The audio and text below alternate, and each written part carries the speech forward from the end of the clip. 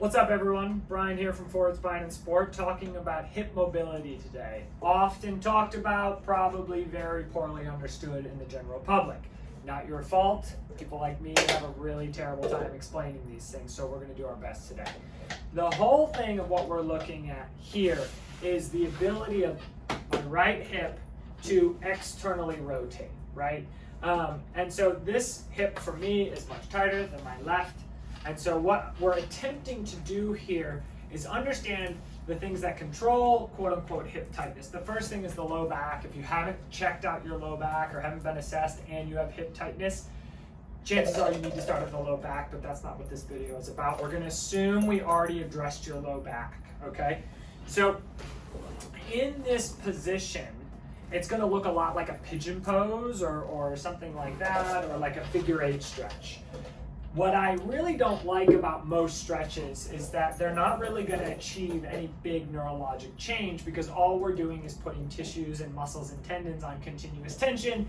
You get a temporary increase in the length of the muscle, and then about 20 minutes later it goes exactly back, because that tension, that tightness, is controlled through the brain, and the brain is not doing it on accident. The brain is doing it in response to the environment and the stresses that are being placed on it, whether that's through life, through sport, through activity, what have you, stress, general stress.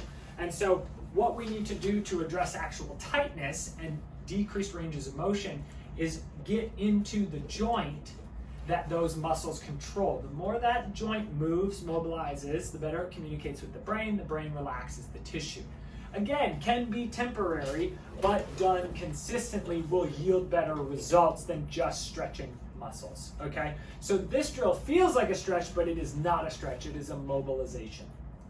So in this position, what I'm attempting to do is to create relative external rotation at this hip joint. And what I'm trying to do is take my whole pelvis and elevate my pelvis over the top of my femur.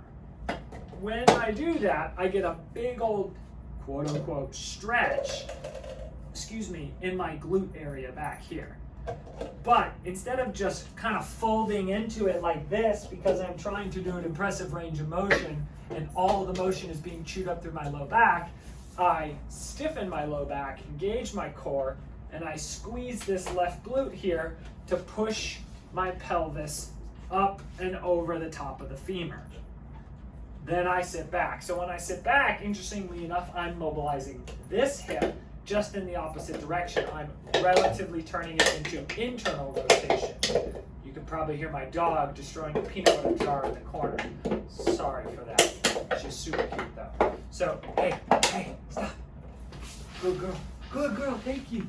Good girl. Okay, back to hips. So, what we're going to do, this is a repetitive motion drill. It's not a stretch. We're going to go 20, 30 times in a row. Each phase is part of the motion. So we come here, hold a second, sit back. Come here, hold a second, sit back. I'll turn around so you can get a better view of what I'm talking about the pelvis lifting. So you can see I'm like sitting behind my femur. My butt is kind of like a trucker butt. I'm just kind of lazing into it.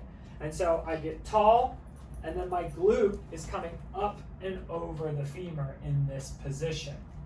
When I sit back, I'm still sitting tall, right knee is pushed into the ground, and then this glute, I'm actively pushing my butt to the table, and I get this kind of tug on my hip. It'll be a stretch like you've never felt before.